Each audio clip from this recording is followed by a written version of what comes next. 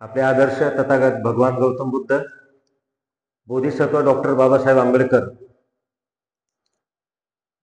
आणि 15 ऑगस्टला वामनदादा कर्डक यांची जयंती आपण साजरी केली.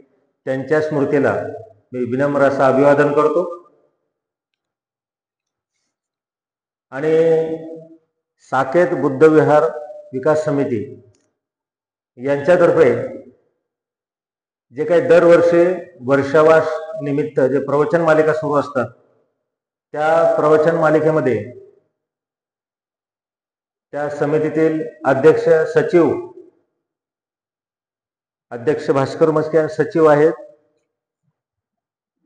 डोंगरे, रामप्रसाद डोंगरे सर, तसेच समितीतील विविध सदस्य यांनी आवर्जून मला बोलवलं. त्याबद्दल मी सर्वप्रथम त्यांना धन्यवाद देतो. मागील वर्षीही मला बोलवलेलं होतं आणि सिगालवाग सुक्त याच्यावर माझे विचार आपण ऐकले होते. आता यावर्षी वेगळा विषय आहे. तत्पूर्वी आत्ता जे काही बनते श्रद्धा रक्षित यांनी मिलिंद प्रश्न याचं जे काही वाचन आणि निरूपण केलं उदाहरणासह, अतिशय चांगल्या पद्धतीने त्यांनी ते निरूपण केलेलं आहे. आपल्याला माहिती आहे मिलिंद प्रश्न अतिशय गाजलेला तो ग्रंथ आहे आणि त्या ग्रंथामधील जे काही क्रमशः जे वाचन सुरू आहे आणि त्या वाचनाच्या अनुषंगाने आपण सर्वजण आवर्जून उपस्थित राहिलात. मला पण काही वेळ त्यांचं ते निरूपण ऐकता आलं आणि निश्चितच चांगलं वाटलं. कारण ग्रंथ वाचलेला असतो, पण वाचल्यानंतर त्याच्याविषयी जे विश्लेषण करून सांगणं, त्याच्यामधले काही दुवे असतात ते दुवे समजावून सांगणं हे तितकंच महत्त्वाचं असतं आणि त्यांनी खूप चांगल्या पद्धतीनं ते कथन केलेलं आहे. कारण मिलिंद प्रश्नामध्ये जे का आपण म्हणतो नागशेनवन, आपण भाग्यवान आहोत की या बाबासाहेबांनी या ठिकाणी नागशेन परिसर उभा केला, तिथे आपण राहतो आणि त्याला जवळच आपण राहत आहोत, म्हणून एक वेगळी गोष्ट आपल्यासाठी आनंदाची आहे. आणि दरवर्षी हे आपण विविध पुस्तकांचं वाचन ठेवत असतो. क्रांती आणि प्रतिक्रांती हे एक पुस्तक आहे, बाबासाहेबांचा खूप महत्वाचा ग्रंथ आहे, त्याचं पण वाचन आपलं चालू आहे. भगवान बुद्धांनी त्यांचा धम्म हे तर आहे, त्याचं पण वाचन आपण करतोच. आणि हे करत असताना जे जे उत्सुक श्रद्धावान उपासक उपासिका आपल्या विकास समितीमधले किंवा विहारातले हे जे लोक आवर्जून येत आहेत, त्यामुळे माणसं जे श्रद्धावान आहेत ते महत्वाचं आहे. संख्या महत्वाची नसून कमी संख्येनं का असेना, आपण जे काही बुद्ध धम्माचा विचार ऐकण्यासाठी आपल्या वेळातला वेळ काढून आपण इथं आवर्जून उपस्थित आहात, त्यामुळे आपल्यालाही मी धन्यवाद देतो. आणि विषय सुरू करत असताना वेळ झालेला हे मला माहिती आहे, कारण 11 पासून आपण बसले असाल. 11 ते 12, 12:15चा तो 1-1.25 तासाचा कालखंड. त्यानंतर पुन्हा आता हा व्यक्ती किती बोलेल, किती वेळ घेईल, त्याची एक चिंता आपल्याला असते. कारण 1 वाजले की जेवणाची वेळ आपली झालेली असते. त्यामुळं जसं बुद्ध धम्म हा विज्ञानाला धरून आहे, तसंच भुकेचं पण विज्ञान आहे, त्या विज्ञानाला सुद्धा आपल्याला जाणावं लागतं. त्यामुळं त्याचीही मर्यादा पाहता काही गोष्टीमध्ये वेळेची मर्यादा आहे आणि वेळेच्या मर्यादामध्ये बौद्ध धम्म आणि विज्ञान या विषयाशी जे काही संबंधित जे काही माझं विचार आहेत हे मी इथं मांडणार आहे. आता मी जे काही विचार मांडणार आहे असं हे बुद्धांनी सांगितलेलं आहे, हे बुद्धाचे विचार आहेत. मी काही ते वेगळं सांगणार नाही. याच्याही अगोदर आपण ऐकलं असेल, याच्याही अगोदर या विषयावर बऱ्याच व्यक्तीने बोललं पण असेल, कारण हा विषय तसा खूप नावाजलेला आहे. बरेच जण याच्यावर बोलत असतात. कारण जगामध्ये जे काही विविध धर्म आहेत त्या धर्मापेक्षा बौद्ध धर्म हा कसा विज्ञानाला धरून आहे याच्यावर आपण बाबासाहेबांचे सुद्धा विचार ऐकलेले आहेत. आणि मी आता काय बोलणार आहे याची उत्सुकता आपल्याला निश्चितच लागली असेल. आणि हे बोलत असताना एक कविता मला या ठिकाणी महत्वाची वाटते, ती म्हणजे आपण ते ऐकले असेल ते कविता, ते आहे बाबुराव बागुलांचं,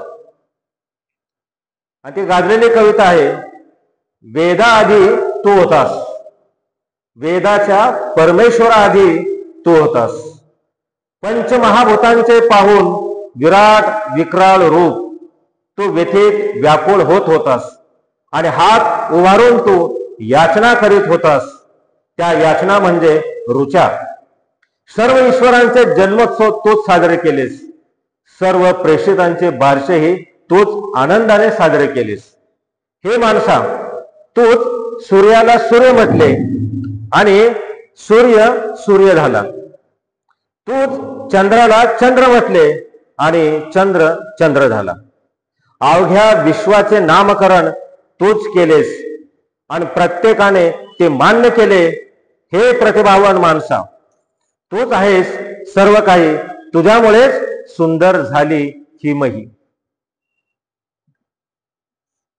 या कवितेने सुरुवात यासाठी केली कारण माणूस हा केंद्रबिंदू आहे.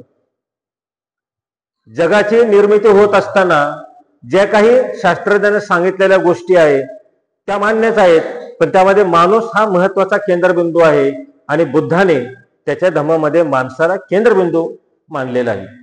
माणसाने ज्याला सृष्टीला नावं दिली, माणसाने त्याला मुळाक्षर वर्णमाला जे असेल ते सर्व शोधून काढले, माणसाने विविध प्रगती केली, आपली भूक जाणली, कोणत्या वस्तू खायच्या त्या माणसाने शोधल्या. त्यामुळे तो माणूस प्रमुख आहे, तो माणूस प्रमुख आहे, म्हणून माणसाचंच हे महत्वाचं योगदान आहे. मग केंद्रस्थानी असणारा बुद्ध धम्म हा महत्वाचा इथे आपल्याला बघता येतो. हे बघत असताना आपण एक बघतो की बौद्ध धम्म आणि विज्ञान हे काय महत्वाचं आहे, याचं काय दुवा आहे. तर आपण भगवान बुद्धाने त्यांचा धम्म या ग्रंथामध्ये बघितला असेल, बाबासाहेबांनी धम्म म्हणजे काय त्यामध्ये सांगितलेले, आणि धम्म म्हणजे नीती हे सांगितले. आता मी इथं फक्त एक ओझरता उल्लेख करणार आहे, कारण धम्म आणि विज्ञानाकडे जात असताना धम्म म्हणजे काही सुद्धा आपल्याला बघणं गरजेचं आहे. जे आपण बघतोय आपल्याला माहित आहे त्याच गोष्टी काही सांगणं गरजेचं आहे या प्रसंगी, मला असं वाटतंय. म्हणून नीती म्हणजे धम्म आहे. नीती आलं त्या नैतिकता त्या ठिकाणी आलं, आणि नैतिकता आहे म्हणून जग आहे हे पण महत्वाचं आहे. म्हणून नीती म्हणजे धम्म. बुद्धाची जी शिकवण आहे आणि ती धम्माची आहे. आता बुद्धाची शिकवण ही धम्माची आहे, त्या ठिकाणी खूप सुंदर एक उदाहरण दिलेलं आहे. आपल्याला माहिती आहे प्रजापिता गौतमीचं. हे गौतमीचं उदाहरण यासाठी सांगतोय कारण जगामध्ये त्या काळामध्ये बुद्धाच्या हयातीमध्येच बरेच भिक्षू सांगायचे हा बुद्धाचा धम्म आहे, तो बुद्धाचा धम्म आहे, ही शिकवण आहे, ती शिकवण आहे. काही बुद्धाचे विरोधक सुद्धा वेगळ्या अर्थाने सांगत होते. मग त्या प्रजापिता गौतमीला प्रश्न पडला की कोणता बुद्धाचा धम्म आहे. ती बुद्धाकडे जाते की भगवंता मला सांगावं की धम्म कोणता आहे, काय आहे तुमची शिकवण. त्यावेळेस बुद्ध तिला सांगतात की आणि हा विज्ञानाशी तर्कसंगतच आहे. तिला सुद्धा ते त्याच्यामधले विज्ञानाचं मर्म सांगतात. त्या ठिकाणी ते म्हणतात, हे गौतमी, जेव्हा कधी तुला याचं स्वतः खात्री पटेल की ही शिकवण तृष्णेकडे घेऊन जाणारी आहे, मुक्ततेकडे नाही, आसक्तीकडे घेऊन जाणारी आहे, ती अनासक्तीकडे नाही, भौतिक वस्तूंचा लोभ वाढवणारी आहे, कमी करणारी नाही, ऐशारामाकडे घेऊन जाणारी आहे, साधेपणाने वागणारी नाही, अतृप्ततेकडे घेऊन जाणारी आहे, समाधानाकडे नाही, पापाकडे घेऊन जाणारी आहे, पुण्याकडे नाही. तर अशी जी शिकवण असेल तर ही माझी शिकवण नाही असं तू समज. आणि परंतु स्वतः तू जाणशील की ही शिकवण सर्व बाबीच्या विरुद्ध आहे, तेव्हा त्याची खात्री बाळग की हा माझा धम्म आहे, हा विनय आहे, आणि तो म्हणजे बुद्धाचा धम्म आहे जो सुखाकडे घेऊन जातो, हा तृप्तीकडे घेऊन जातो, समाधानाकडे घेऊन जातो, दानाकडे घेऊन जातो, लोभाकडे नाही. तुझी खात्री पटली पाहिजे, आणि ही खात्री पटणं हे महत्वाचं आहे. म्हणून किस्सा गौतमीला दिलेला जो उपदेश आहे तो बुद्धाने दिला ती तुझी खात्री पटली पाहिजे, अनुभवशील तो माझा धम्म आहे. आणि हा साधा सोपा अर्थानं धम्माची व्याख्या, इथं धम्माचे विवेचन यांनी केलेलं आहे भगवान बुद्धांनी. आणि मग त्याच्यानंतर दुःखातून मुक्तीकडे जाण्याचा मार्ग धम्म आहे. बाकीचा धम्म एखादा धर्म आणि अधर्म सद्धम्म यामध्ये सांगितलेला आहे, त्याच्यामध्ये मी जाणार नाही. दुःखातून मुक्तीचा मार्ग आहे हे आपल्याला माहित आहे, जो बुद्धांनी सांगितला. आणि धम्म ही नैसर्गिक नियम आहे, निसर्गाशी निगडीत आहे. पंचशील आपण बघतो निसर्गाशी आहे. प्राणी मात्रावर दया करा सांगितलेलं आहे. निसर्गामध्ये प्राणी आहेत, त्यांच्यावर प्रेम करा हे सांगितलंय, मैत्री करा, हे निसर्गाशी निगडीत आहे. म्हणून बुद्धाचा धम्म हा निसर्गाशी निगडीत आहे. म्हणजे या पृथ्वीमध्ये असणारे जे काही जैविक घटक आहेत त्याच्याशी तो निगडीत आहे. पुढे तो मुद्दा येणार आहे, त्याच्यावर मी जास्त बोलणार नाही. म्हणून हा धम्म नैसर्गिक आहे. आणि धम्म म्हणजे नैसर्गिकता, माणसाच्या नैसर्गिक वर्तनाला वळण देणं हे धम्माचं कार्य आहे. हे या ठिकाणी महत्वाचं आहे, जे की त्याला कर्मकांडामध्ये शिकवलं नाही. बाबासाहेब त्या ठिकाणी सांगतात भगवान बुद्ध आणि त्यांच्या धम्मामध्ये सुद्धा, आणि भगवान बुद्धांनी त्यांच्या धम्माच्या भवितव्यामध्ये हा सुद्धा एक महत्वाचा मुद्दा सांगतात की धम्मानं माणसाच्या नैतिकतेला वळण दिलं पाहिजे, वर्तनेला मनाला वळण दिलं पाहिजे, हा महत्वाचा भाग तिथं आहे. आणि मग धम्म म्हणजे जर आपल्याला माहित असेल, आणि आपल्याला माहित झालेलं आहे 1956लाच आपण खास करून धर्मांतरित बौद्ध झालेलो आहोत. आपल्याला धम्म दिलेला आहे, आपण धर्माचं पालन करत होतो, आपण आता धम्माचं पालन करतोय. हा 1956 नंतरचा. मग आता धम्म म्हणजे आपल्याला माहित आहे, धम्माच्या गोष्टी आपल्याला माहित आहे. आणि धम्मामध्ये 2 म आहे. जर आपण पालीमध्ये बघितलं ते एक आहे मनाचा मार्ग दाखवणारा तो धम्म.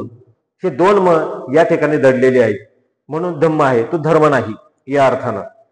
पण संस्कृत मध्ये जर आपण बघितलं, जर यदा कधी कारण शब्दाचे अर्थ शोधत असताना पाली ही प्राकृत भाषा, बोली भाषा, संस्कृतमध्ये तिथं धर्मच येतो. काही ठिकाणी लेखामध्ये किंवा धर्म आला असेल, धर्म जरी आला असेल तर बुद्धांनी ज्या अर्थाने सांगितला तो धम्म या अर्थ नाही, पण पारंपरिक त्याचा अर्थ फार वेगळा आहे. असो, हा धम्म इथपर्यंत आपल्याला माहित आहे. मग आता विज्ञान कशाला म्हणायचं हा महत्वाचा मुद्दा. विज्ञान असं म्हणतंय विश्वातील घडामोडी यांचे बुद्धीला कार्यकारण दृष्टीत असे आकलन होण्यासाठी मानवाने केलेल्या क्रिया व प्रतिक्रियांचे फलित म्हणजे विज्ञान. आता विज्ञान काय, निसर्गाचे जे काय घटना आहेत पद्धतशीरपणे त्याचे वेगवेगळ्या पद्धतीने शोध लावले असेल, त्याला कार्यकारण भाव दिला आहे, त्याचं आकलन होण्यासाठी काही क्रिया केलेल्या आहेत, त्याला विज्ञान असं म्हणलेलं आहे. आणि हे विज्ञान म्हणजे आपण बघूया, जसं न्यूटनचा शोध आपल्याला माहित आहे. वरती ज्यावेळेस तो न्यूटन निपटीत खाली पडलेला असतो आणि तो फळ ऍपल आपण सफरचंद खाली पडतं, त्यावेळेस त्याला प्रश्न पडतो की हे खालीच का पडलं, वरती का जात नाही. मग त्याने त्याच्यावर अभ्यास केला, विचार केला, क्रिया केली आणि मग शोधला तो नियम, गुरुत्वाकर्षणाचा नियम, तो मानवाने निर्माण केलेला आहे. विज्ञान हे मानवाने निर्माण केलं, म्हणून त्याला मानवीय विज्ञान असं पण असं म्हणू शकतो. विज्ञान म्हणजे जगाचे आणि त्यातील घटनांचे पद्धतशीर ज्ञान म्हणलेले. मग जगामध्ये ज्या काही घटना घडतात, भूकंप झाला ही घटना आहे, का घडली ते मानवाने शोधलं. कशामुळे घडली ते मानवाने हळूहळू शोधले. एका क्षणात शोधलेलं नाही, एका दिवसात शोधलेलं नाही, हे क्षणाक्षणाला शोधलेलं आहे. त्याच्यामध्ये बदल होत गेलेला आहे, त्यामध्ये पद्धतशीर ज्ञान त्यांनी मिळवलं, ते विज्ञान आहे. आणि विज्ञानाचा अजून एक अर्थ आपण घेतो म्हणजे शास्त्र. या अर्थाने शास्त्र असं पण त्याला म्हणते, शास्त्र शुद्ध ज्ञान म्हणजे विज्ञान असं पण म्हणलेलं आहे. आणि काही ठिकाणी असं म्हणलेलं आहे की नैसर्गिक आणि सामाजिक जगाचे पद्धतशीरपणे निरीक्षण, प्रयोग आणि विश्लेषण करून मिळवलेले ज्ञान म्हणजे हे विज्ञान आहे. म्हणजे बघा, नैसर्गिक घटनांचे, जसं आपण बघतो की माणसाला ज्यावेळेस अन्न शोधायचं होतं तर कच्चं काही काहीतरी खात होता, झाडपाला काही खात होता, त्याच्यामधलं काय त्याला माहित असेल माहित नाही, पण बघा त्याला डोक्याचं मनोविज्ञान थोडंसर जागृत झालं असेल पुढे की कोणता पालेभाज्या खाल्ल्यानंतर आपल्या शरीराला इजा होते ते मानवाने खाल्ले नाही, ते नाही खाल्ले. कोणती भाजी खाल्ल्याने मानवाला त्रास होतो ते खाल्ले नाही, जे ज्यानं चांगलं वाटतं ते खाल्ले. फळं पण अनेक फळं असतात, ती फळं त्यानं पचवली, जे त्रास झाला नाही ते खाल्ली. धोत्र्याची फळं नाही खाल्ली, नावं नंतर आले, कारण त्याला कळल्याने त्रास झाले, अनुभव घेतलेले हे लक्षात येईल. पद्धतशीरपणे त्यानं ते निरीक्षण केलेले आहे, ते प्रयोग केलेले आहेत, आणि हे प्रयोग भरपूर आहेत, त्याच्याविषयी आपण बोलत नाही. आणि नंतर मग ते विश्लेषण केलं, अनुभव घेतल्यानंतर, प्रयोग केल्यानंतर, भौतिकशास्त्राचा नियम असेल, रसायनशास्त्र पुढे त्याच्यावर पण बोलणार आहे, हे त्या ठिकाणी विज्ञान म्हणलेले. आणि हे विज्ञान आपल्याला माहित आहे. मग बुद्धाशी निगडीत पण ते विज्ञान कसं आहे ते पण आपण पुढे बघणार आहोत. विज्ञानामध्ये अजून एक विज्ञान आलेलं आहे, जे आपल्याला माहितीमध्ये छद्म विज्ञान म्हणलेले. आपण तो अभ्यासला असेल. छद्म विज्ञान हे खूप मोठ्या प्रमाणात आलेलं आहे. भासमान विज्ञान याला म्हटलेले. हे खोटं विज्ञान आहे. वैज्ञानिक ज्या गोष्टी आहेत त्या पद्धतशीरपणे तिथं विसंगतपणे मांडलेले असतात, त्याला पुरावे नसतात, काही चाचणी घेतलेली नसते. हे छद्म विज्ञान. हे यासाठी सांगतोय मी, कारण या विज्ञानामध्ये आपण बऱ्याच प्रमाणात काही समाज किंवा जग पण कधी कधी अडकलेलं. आणि याचं उदाहरण म्हणजे ज्योतिष आणि अंकशास्त्र. आता अभ्यासक्रमामध्ये ते येत आहे ज्योतिष आणि अंकशास्त्र. आपल्याला माहित आहे नॅशनल एज्युकेशन पॉलिसी जी आलेली आहे त्यामध्ये सुद्धा हे काही अवैज्ञानिक गोष्टी येऊ घातलेल्या आहेत, आणि ते आपल्या अभ्यासक्रमामध्ये मुलं शिकतील. आता आपले मुलं शिकतील, आपण शिकलो नाही पण आता भविष्यात ह्या गोष्टी येतील, तर ह्या वैज्ञानिक आहेत असं सांगितलं जातंय. बुद्धाने कधीही काही गोष्टी सांगत असताना ह्या अशाच आहे असं नाही सांगितलं. हे विज्ञानाशी निगडीत आहे का, त्याच्यामधलं काय विज्ञान आहे, त्याच्यामधलं काय सत्य आहे, हे सत्य सांगून बुद्धाने आपला धम्म दिलेला आहे. हे महत्व अनुभव घेतलेला आहे. आपल्याला माहित आहे आलार कालारामकडे गेले, उदकराम पुत्ताकडे गेले, आणि तिथं त्यांना आपण बघतो की काही गोष्टी समजलेल्या नाहीत. आकलन झालं, पण अजून काय पाहिजे हे त्यांनी शोधलं. त्यांची इच्छा अजून जागृत झाली, आणि मग ते पुढे गेले. नंतर ज्ञान प्राप्त झाले, आपल्या सर्व गोष्टी माहीत आहेत. ह्या गोष्टी बुद्धांनी केलेल्या आहेत. स्वतः आकलन करून घेतलं, संशोधन म्हणून आपल्या भाषेमध्ये आत्ताच ते अनुभव घेतलेला आहे, आणि मग लोकांना सांगितलेला आहे. हा महत्वाचा भाग आहे. विज्ञानाचं अजून एक महत्वाचा भाग आहे. विज्ञान आपण बघितलं, विज्ञान एक आहे की अंतिम सत्य कधीही विज्ञान सांगत नाही. विज्ञान अंतिम सत्य सांगत नाही. कसं, कोरोनाच्या काळामध्ये आपण उदाहरण बघूया, चालू उदाहरण. कोरोना ज्यावेळेस व्हायरस आला त्यावेळेस शास्त्रज्ञाला लवकर त्याचा शोध लागत होता, कसा आला असेल, काय याची क्रिया असेल, इतके माणसं का मरतायत, तो कशामधून तो प्रवाहित होतो, हे काही दिवस जावं लागलं. औषधं सांगितले की याच औषधानं बरं होईल असं सांगण्यात आलं का. कोवॅक्सिन असेल, त्यानंतर अजून कोविशिल्ड असेल, ह्या लसी नंतर भारतानं अजून काढल्या, ह्या त्यानं सांगितलं नाही. होऊ शकतो, यानं फरक पडेल. आपण जर साबणाची जाहिरात बघितली ते विज्ञानाचे बघा कसं असतंय. लायबो साबण आहे, त्याच्यावर तुम्ही बघा लिहिलं 99.99 तुमचे जर्म्स तो काढू शकतो, 100% नाही. आपण हे वापरलेले बघा, कोणतं हँडवॉश, काय म्हणतात त्याला, सॅनिटायझर. तर सॅनिटायझर वापरत असताना त्याच्यावर सुद्धा लिहिलेलं होतं 99.99, 100% तुमच्या हाताचे जंतू जातीलच असे नाही. विज्ञान या ठिकाणी अंतिम सत्य सांगेल असं नाही, कारण अजून जर शोध लागला तर हे सत्य मागे पडू शकतं आणि दुसरं सत्य त्याला लागू होईल. जसं आपण आता गतिकी शास्त्राचा नियम असेल, वेगळे बदल झालेले आहेत, ते नियम तेच राहिलेले नाहीत.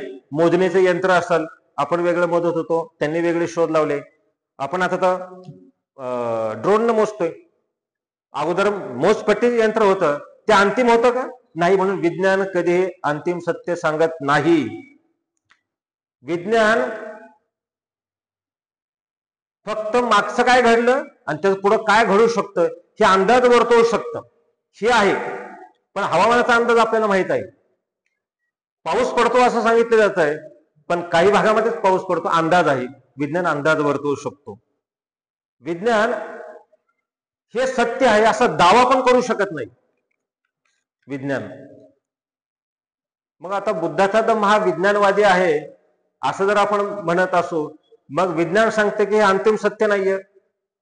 मी दावा करू शकत नाही असं विज्ञान सांगतंय.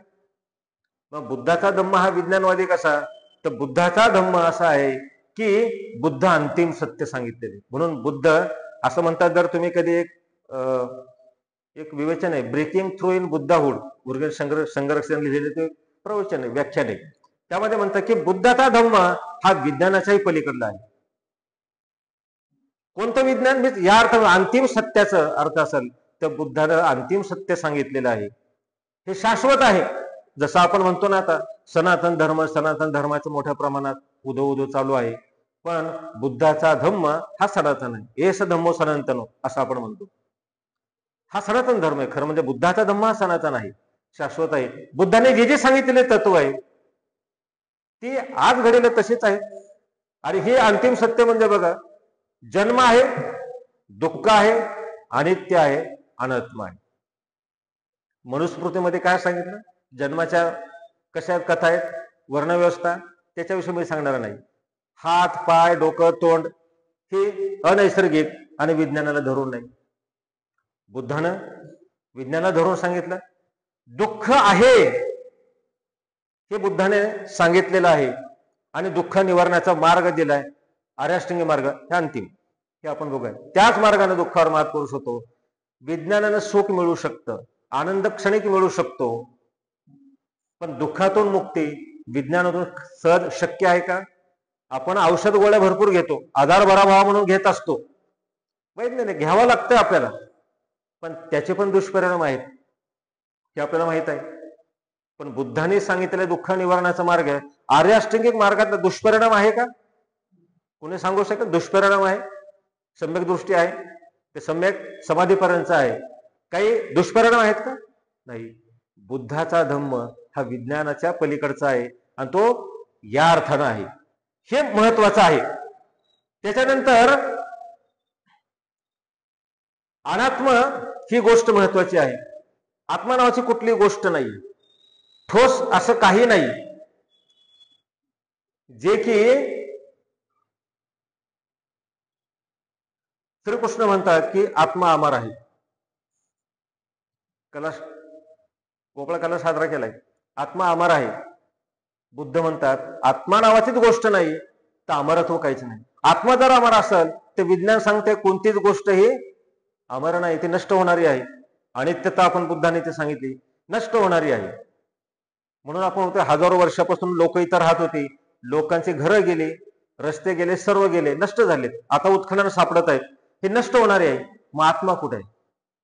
आत्मा हे सांगता येते का? आत्मा हे सिद्ध करता येते का आपल्याला? आत्मा हे सिद्ध करता येत नाही. म्हणून बिशॉप बर्कले एक विचारवंत आहे, परमाणु आणि अस्थिर आणि नष्ट होणार आहे, तर आत्मा नावाची वस्तू शाश्वत कशी राहू शकते? परमाणु अणुऋण हे नष्ट होणारे असतात, अस्थिर आहेत, हे सर्व नष्ट होणार आहे, तर आत्मा कसा अमर राहू शकेल? हा विज्ञान आहे. आत्मा कसा अमर राहणार आहे? ते नष्ट होणारच आहे. काय आहे? आत्मा नावाची कुठलीही गोष्ट या ठिकाणी नाही. अजून एक बर्ट्रांड रसेल नावाचा एक मानसशास्त्रज्ञ आपल्याला माहिती आहे, जेव्हापासून वस्तूचे विभाजन करण्यास मनुष्य यशस्वी झाला असं म्हणतात, तेव्हापासून आत्मा व शरीर भेद दाखवणारी जुनी कल्पना समाप्त झाली. विभाजन आहे ना, शरीराचं विभाजन होतं आपल्यामध्ये, प्राण्यांच्या शरीराचं विभाजन होतं, मग आपलं पण शरीराचं विभाजन होतं. तिथं आत्मा दिसतो, मग आत्म्याचं पण विभाजन व्हायला पाहिजे, आत्मा पण दिसायला पाहिजे. का दिसत नाही? म्हणजे बुद्धाचा धम्म हा विज्ञानवादी कसा आहे? आत्मा नावाची गोष्टच नाही की बुद्धाने त्या काळी सांगितली आणि नंतर हे सारे शास्त्रज्ञ शोधत आहेत, सापडत आहेत, त्यांना ही दिसतच नाही का आत्मा नावाची गोष्ट. आणि वॉटसन हे विचारवंत या ठिकाणी म्हणतात, आजपर्यंत कोणीही आत्म्याला स्पर्श केला नाही किंवा त्याचे परीक्षण सुद्धा केलेले नाही. जसं परीक्षण नळी असते त्याच्यातून ते परीक्षण केलेले नाही. मग याचा अर्थ असा की आत्मा आहे, त्याला कोण पाहू शकत नाही असं सांगणं हे थोतांड आहे. हे सर्व विचारवंताचे दाखले ह्यासाठी मी दिलेत, कारण काही लोक म्हणतात की विज्ञान आमचा वैज्ञानिकाने आत्म्याला मानलेलं आहे, पण याने आत्म्याला नकार दिलेला आहे. या अर्थानं ही गोष्ट महत्वाची. म्हणून ह्या विज्ञानाला धरून या तीन गोष्टी, दुःख, अनित्य आणि अनात्म. आणि अनित्य आहे म्हणून आपण आहेत 15-20 मिनिटापूर्वी बनते बोलत होते, बदल झाला, ते गेले, आता मी बोलतोय अनित्य.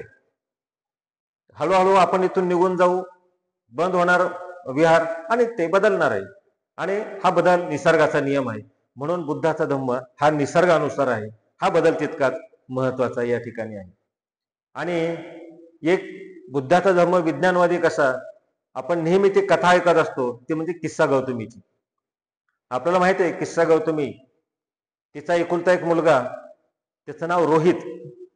आणि कपिले नावाची ती गाय असते, त्या गायीला चारा आणण्यासाठी तो बिचारा लहान मुलगा जात असतो आणि चारा घेत असताना सर्पदंश होतो. हे आपल्याला माहिती आहे कथा. सर्पदंश होतो आणि तो लहान बाळ काही क्षणात मरून जातो. मग आता मृत्यू झालेला आहे, ती किस्सा गौतमी आकांताने रडत आहे. काही लोक म्हणतात की तो जिवंत होईल, आहे एक महान ऋषी आहे बसल्या, तू जा बघ तिथे आणि तुला कळेल जिवंत होईल म्हणून. तत्पूर्वी एक उदाहरण मला याच्यात जोडूनच सांगावं लागतंय. त्या काळामध्ये किस्सा गौतमी बुद्धाकडे जाते, त्यावेळेस आता शोध कमी होते, जाते तिकडे आणि गेल्यानंतर बुद्ध तिची अवस्था बघतात, किती व्याकुळ झालेली आहे. एकुलता एक पुत्र सर्पदंशाने मेलेला आहे. आता तिला आशा आहे की तिला सांगितलं की बुद्ध हे जिवंत करू शकतात, ते काहीतरी त्याचा उपाय शोधू शकतात. बघा, बुद्धाचा उपाय कौशल्य असं म्हणतो ना, बुद्धाची दृष्टी कशी असते, आपली दृष्टी फार वेगळी असते. बुद्धाची दृष्टी ही कशी असते, तिला आल्यानंतर शांत बसवतात, तिला रागवत नाही, ए बाई जा तिकडं, तुझं बाळ मेलंय, मी काय जीवन करणार आहे का, असं काय शक्य का, असं पण म्हणले असते. स्पष्ट बोलणारे काही लोक. किंवा काही जर साधू संत राहिले असते तर त्यांनी काय केलं असतं, हा या ते लिंबाचा पाला देतो, काहीतरी करतो, सुमंत्र करतो, मंत्र उतरवणार, मंत्र नाही, सापाचा विष उतरवणारी माणसं आपल्याकडे आहेत. बऱ्याच गाव लोक म्हणतात की साप चालला आणि मंत्राने तो सापाचं विष उतरवलं. खरं म्हणजे तो बिनविषारी साप असेल तर त्याचं ते कमी होतं हळूहळू, म्हणून काही अर्थानं लोक म्हणतात की मंत्राने उतरलं. तसं नाही, बिनविषारी साप असतात, पण जे विषारी असतात त्यांना तो मरतो. आता हे उदाहरण किस्सा गौतमीचं. आणि मग किस्सा गौतमीला सांगतात की काय हरकत नाही. बघा, तिला म्हटलं नाही की मी जिवंत करणार नाही, तिला म्हणले तुझी इच्छा असेल, पण मला एक असं सांग, तू जा ज्या ठिकाणी कुणीच मेलं नाही त्या घरची तू काय कर, मोहरी आण मुठभर. आणि ते खूप मोठ्या श्रद्धेनं आशेनं ती जाते, सर्व घरी फिरत असते. मी पूर्ण कथा थोडक्यात सांगते. फिरता फिरता ती विचारते की मोहरी आहे म्हणतात, तिला आनंद वाटतो, पण ती विचारते तुमच्या घरी कोणाचं काही निधन झालंय का. तिला कळतं आहे, आमचे आजोबा पणजोबा गेलेले. दुसऱ्या घरी तिसऱ्या घरी पूर्ण फिरते, जाते आणि मग ती येते, तिला मोहरी भेटत नाही. आल्यानंतर तिला हळूहळू काही गोष्टी समजत असतात. आणि मग आल्यानंतर बुद्ध तिला सांगते की एखादा प्राणी जिवंत मेल्यानंतर जन्माला आलेला व्यक्ती मरणारच आहे, त्याला जिवंत करू शकत नाही, तो जिवंत होणार नाही. आणि मग नंतर तिला ते सत्य कळतं, ते आपल्या बाळाला नंतर पुरतं. एक मुंबई मधली घटना मला आठवते, कोरोनाच्या अगोदरची आहे. एका स्त्रीला साप चावला होता आणि तिच्या मुलीनं देवीजवळ तिला ठेवलं होतं की देवी जिवंत करणार आहे, ती माझ्या आईला जिवंत करणार, साप विष उतरवणार आहे म्हणून 2-3 दिवस ठेवलं. पण दुर्गंधी येऊ लागली, आजूबाजूचे लोक शोधतायत वास कुठून येतोय, आणि आल्यानंतर त्यांना कळालं की त्या ठिकाणी घरातून वास येतोय. लोकांनी दरवाजा उघडला, तोडला, बघितलं तर ते प्रेत सडलेलं होतं. त्या काळी बुद्धाने सांगितलेले की जिवंत होणार नाही. आणि आताही काही लोकांच्या अशा भावना की जिवंत होतात, देव जिवंत करू शकतो, हे शक्य नाही. म्हणजे बुद्धानं सांगितलेलं तो उपदेश. त्यावेळेस जर आपण बघतो की आता वेगवेगळ्या धर्मामध्ये सांगितलंय की कसे माणसं जिवंत झालेत, पाणी टाकलं की जिवंत होणं, किंवा डोळ्याला हात लावलं की दृष्टी येणं, हे जे भाग आहेत हे विज्ञानाला धरून आहेत का, नाही. इथं बुद्धाचा तो किस्सा गौतमीला दिलेला उपदेश हा विज्ञानाशी कसा निगडीत आहे हे आपण इथं बघू शकतो. त्यानंतर कार्यकारण भाव इथे महत्वाचा आहे, कारण साप चावला हे कारण आहे, मृत्यू हा त्याचा परिणाम आहे. आणि हेच तिथं बुद्धाने तिला सांगितलं. आणि आपल्याला माहित आहे कार्यकारण भाव जे बुद्धाने सांगितलं त्याला प्रत्यक्ष समुत्पाद म्हणतात. आणि प्रत्यक्ष समुत्पाद हा वेगळा विषय, तो स्वतंत्रच एक कार्यकारण भावनाचा तो विषय आहे. पण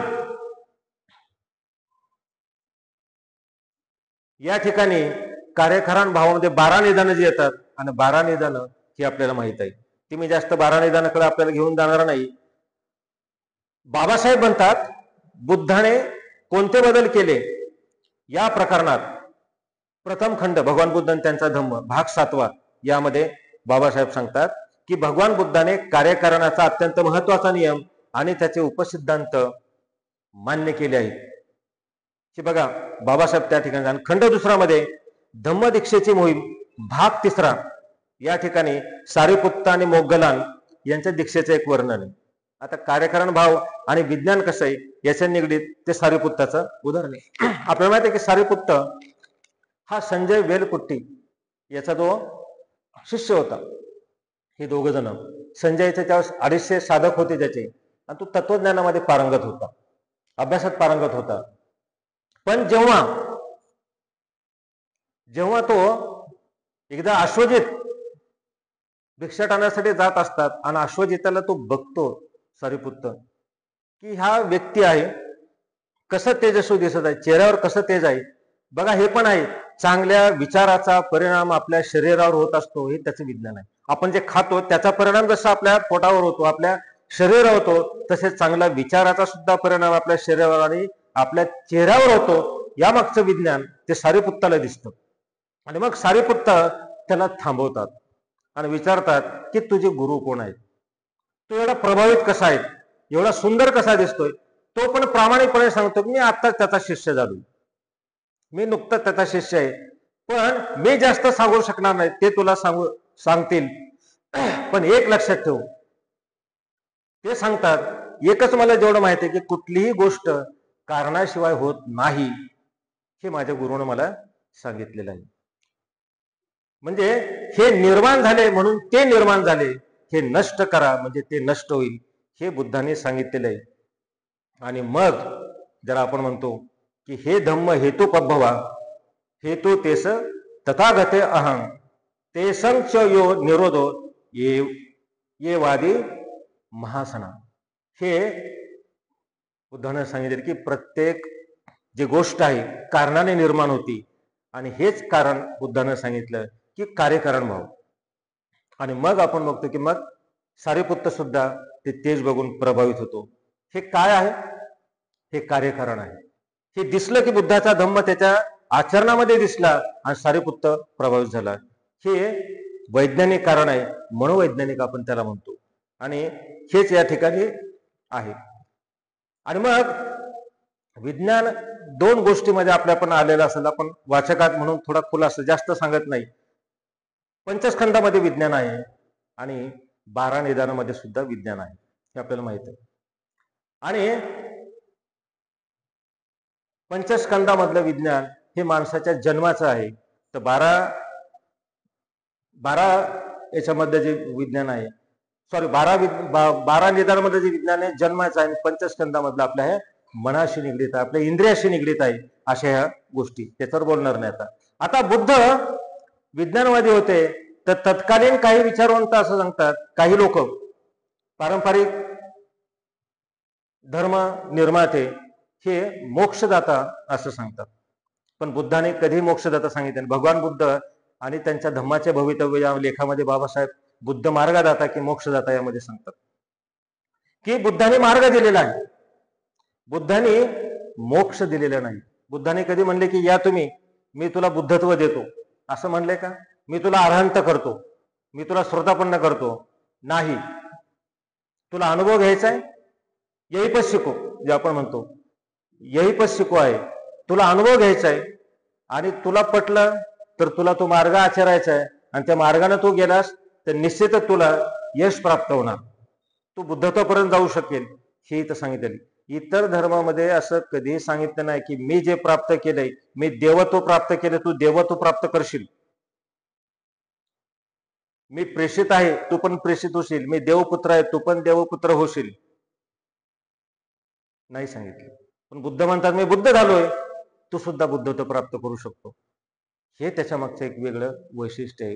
हे बाबासाहेब सांगतात महत्वाचं. बुद्ध मार्गदाता कसा, या अर्थामध्ये ते महत्वाचं इथे सांगतात. स्वर्गाची प्राप्ती बुद्धानं सांगितलेली नाही. हे सर्व बुद्धांनी स्वर्ग नरक काय ते वेगळ्या कल्पना त्या अर्थाने सर्व बुद्धांनी नाकारले. आणि जीवनातील दुःख स्वतः तुम्ही नष्ट करू शकता, हे सत्य त्यांनी सांगितले, दुसरं कोणीच नाही. आपल्यासाठी दुसरं कोणी आपलं दुःख नष्ट करणार नाही. आपल्यालाच ते नष्ट करायचंय. फक्त लोक हातभार लावतील, मदत करतील. आपल्यालाच बसावं लागणार आहे. जसं आपण परीक्षा म्हणतो, आपल्यालाच पास व्हावं लागणार आहे, आपल्यालाच अभ्यास करावा लागणार आहे, आपल्यालाच पुढे जावं लागणार आहे. हे या अर्थानं आपण ते बघू शकतो की स्वतः प्रयत्न करायचे, जे बुद्धांनी प्रयत्न केले. हा बुद्धांनी प्रयत्न केले. बाबासाहेबांनी आपलं स्वतःच तर दुःख नष्ट केलं, पण लोकांना सुद्धा दुःख नष्ट करण्यासाठी काम केलं, स्वतः प्रयत्नाने केलं. स्वतः त्यांनी ते सिद्ध झाले, या अर्थाने आपण बघू शकतो. म्हणून बुद्धाचा धम्म हा यही पश्चिको आहे. या आणि पहा, मग स्वीकारा, हे महत्वाचं आहे. आणि चिंतन करा म्हणतात, आणि आत्मदीप व्हा, हा बुद्धाचा धम्म आहे. आता गॅलिलिओचं काय उदाहरण यासाठी देणार आहे. गॅलिलिओनं काय सांगितलं की पृथ्वी सूर्याभोवती फिरते व ती गोल आहे. आता बुद्धाचा धर्म वेगळा कसा, या अर्थानं मला सांगितलं बुद्धांनी काय सांगितलं आणि धर्मग्रंथामध्ये कसं होतं. बाबासाहेबांनी काय सांगितलं, बुद्धाच्या धर्मात काय आहे, तर तिथं सांगितलं की धर्मग्रंथामध्ये बायबलमध्ये की पृथ्वी सपाट आहे. सूर्याभोवती, सूर्य तिच्या भोवती फिरतो, म्हणजे पृथ्वीभोवती. गॅलिलिओचा सिद्धांत माहिती आहे, त्याने वेगळं सांगितलं. मग आता काय करणार. शेवटी गॅलिलिओचं काय झालं आपल्याला माहिती आहे. त्याला कोठडी ठेवण्यात आलं, नंतर त्याचं निधन झालं. बुद्धाच्या धम्मात अशी कधी उदाहरणं सांगितली दिसतात का आपल्याला, की बुद्धाने सांगितलं की आराष्ट्रीय मार्ग दुःखाचा आहे, दुःखातून मुक्त होण्याचा मार्ग आहे, आणि ते जर गेले नाहीत तर मग तुम्ही शिक्षा, तुम्ही त्या मार्गाने गेले तर. असं कुठं आहे का.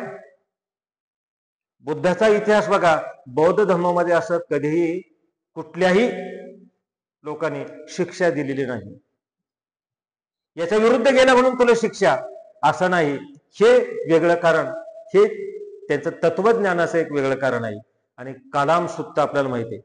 कालाम सुत्त म्हणजे पूर्ण माणसाच्या विचार स्वातंत्र्याचा तो उद्गार आहे, आणि ते विज्ञानाशीच निगडीत. पूर्ण विज्ञान त्यामध्ये आहे. तुमच्याकडे आहे तो विषय कालाम सुत्ताचा, कधी झाला का मला माहिती नाही.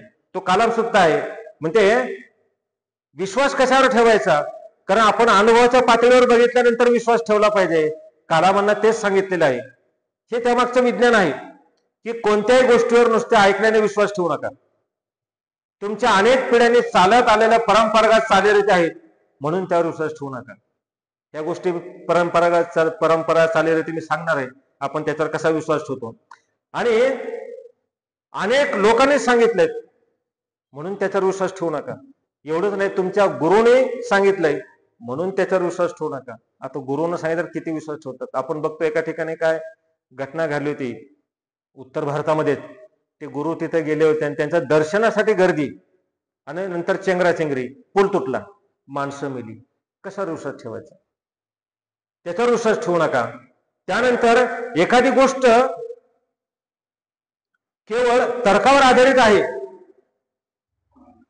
व आपल्या निष्कर्षाशी जुळणार आहे म्हणूनही ते सत्य आहे असं समजू नका. आपल्याला समजलं, पण सर्वांनी ते ठरलेलं आहे का.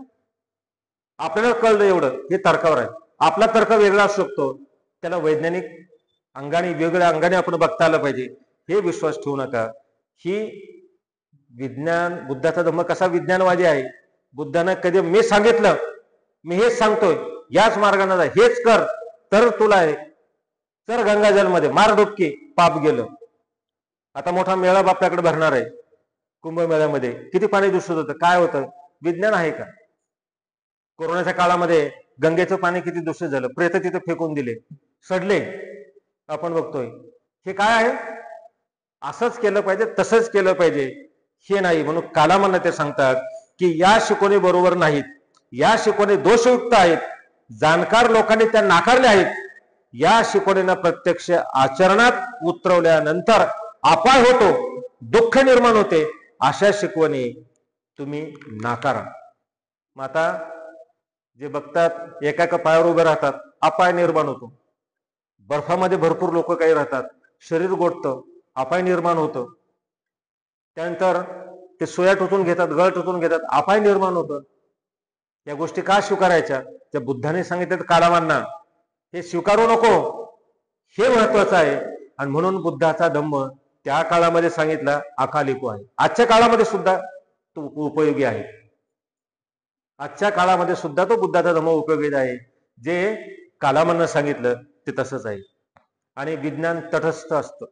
विज्ञान कुठल्या धर्माशी सुसंगत असतं असं नाही, धर्म विज्ञानाशी सुसंगत असावा बाबासाहेब म्हणतात. विज्ञान कुठल्या धर्माशी सुसंगत नसणार. विज्ञान म्हणणार नाही हा या धर्माशी आम्ही तत्व सांगतोय, त्या धर्माचे तत्व सांगतोय. विज्ञान बदलत जाणार आहे. आपण बघतो की आता पृथ्वीची निर्मिती कशी झाली. धर्मग्रंथात पुराणात वेगळेच आहे, विज्ञान तर पूर्ण सांगतंय हे वेगळं आहे. म्हणजे कुठल्या धर्माशी निगडीत नसतं, तटस्थ असतं. विज्ञानाने निर्माण केलेला अणुबॉम्ब तटस्थ होता. ज्या व्यक्तीने वापर केला तिथली माणसं मेली. जपानचं आपण उदाहरण बघतोय, अणुबॉम्ब तटस्थ आहे. हे वेगळं आहे, या अर्थानं आहे. आणि म्हणून बुद्धाचा धम्म हा वेगळ्या अर्थानं विज्ञानवादी आहे. त्यानंतर आपण बघतो की ध्यान विज्ञानवादी आहे की नाही. आता लोक सांगतायत माइंडफुलनेस, लोक वेगवेगळे फी घेऊन ते ध्यान शिकत आहेत सजगता निर्माण करण्यासाठी.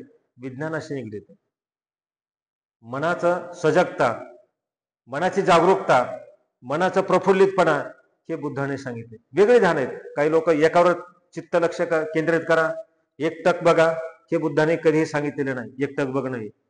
ज्यावेळेस आपण डोळे मिटतो त्यावेळेस आपण स्वतःकडे बघतो. हे मनोविज्ञान, हे मनाशी निगडीत आहे. हे बुद्धाने इथं महत्वाचं सांगितलेलं आहे. आणि आपल्याला माहित आहे हे जर प्रत्येकाशी निगडीत असेल तर प्रत्येकाने त्याचं आचरण केल्यानंतर ते सुद्धा सुखी झाले. अंगुलीमाल सुखी झाला, आंबपाली सुखी झाली, पटाचारा सुखी झाली. हे काय आहे? मनाचं विज्ञान त्यांनी जाणलं आणि ते पुढे गेले.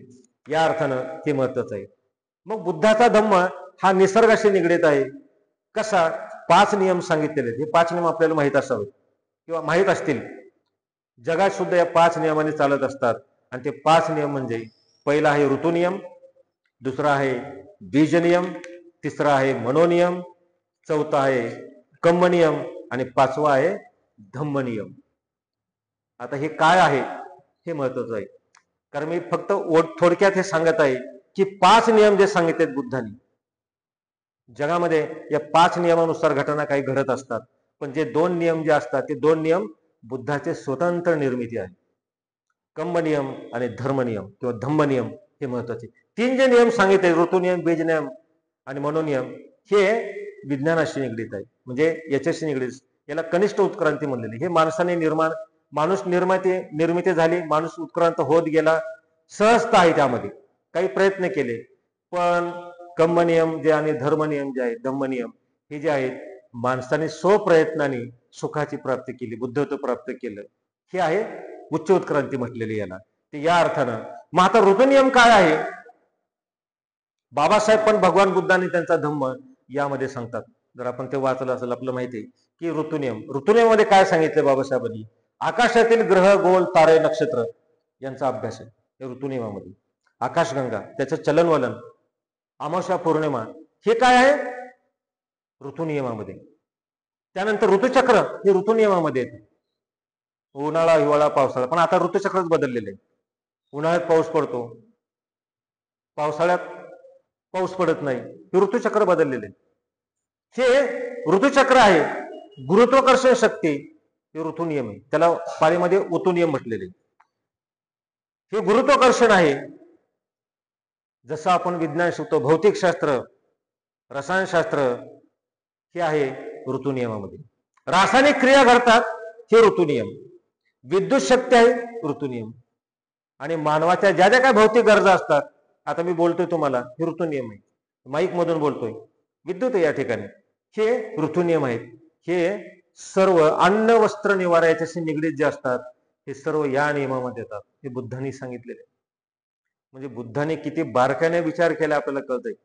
भौतिक बाबीचा विचार केला असेल, ह्या सर्व त्या नियमामध्ये, आणि मनुष्य यामध्ये असतो, हे आपल्याशी निगडीत आहे. याचा अर्थ याला नाकारलंय असं नाही, हे आहे, याशिवाय मनुष्य राहू शकत नाही, हे महत्वाचं आहे. ह्या गरजा महत्वाच्या आहेत आणि याच्यामध्ये बदल होत गेलेले आहेत. त्यानंतर आहे बीज नियम आहे.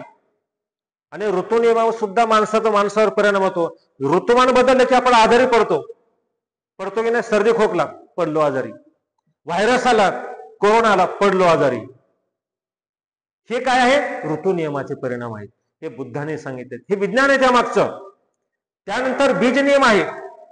आणि बीज नियम म्हणजे सर्व जैविक गोष्टी याच्याशी निगडीत आहे. बाबासाहेब म्हणतात वनस्पती आणि शरीरशास्त्र याच्याशी संबंधित आहेत. आणि काही विशिष्ट व्याख्येनुसार बीजाचे वृक्ष होतात, हा त्याचा परिपाक. बाबासाहेबांनी सांगितलं हा बीज नियम आहे. बीज आहे म्हणून झाड आहे, झाड आहे म्हणून फळ आहे, फळ आहे म्हणून बीज आहे, हा बीज नियम.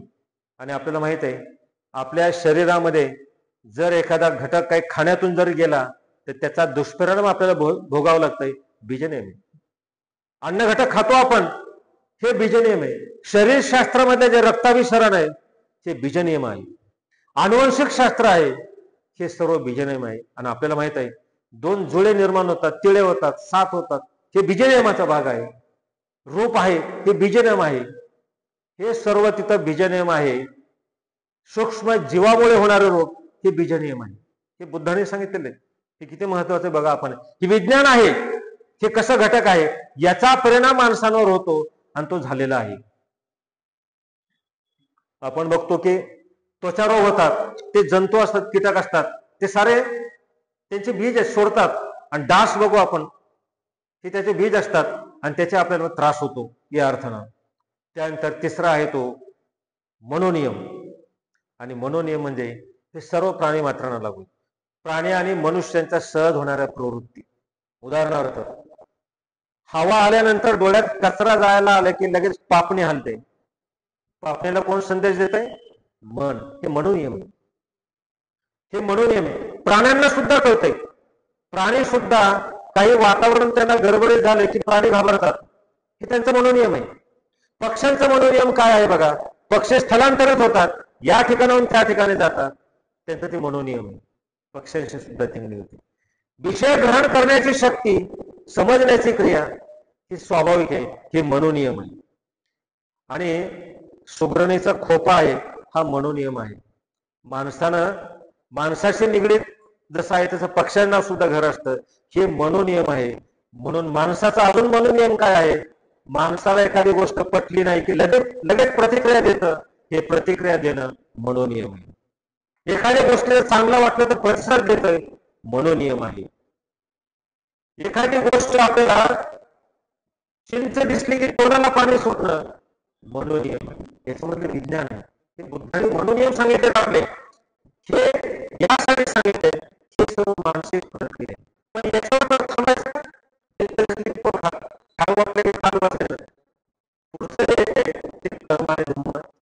मनोनियम आपल्याला समजले.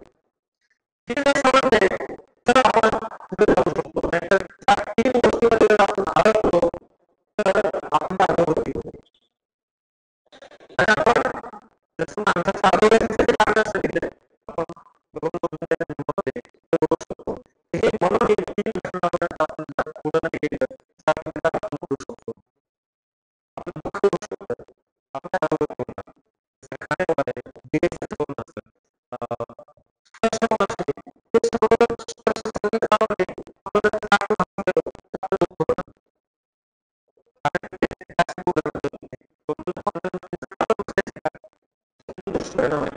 हे दुष्परिणाम काय?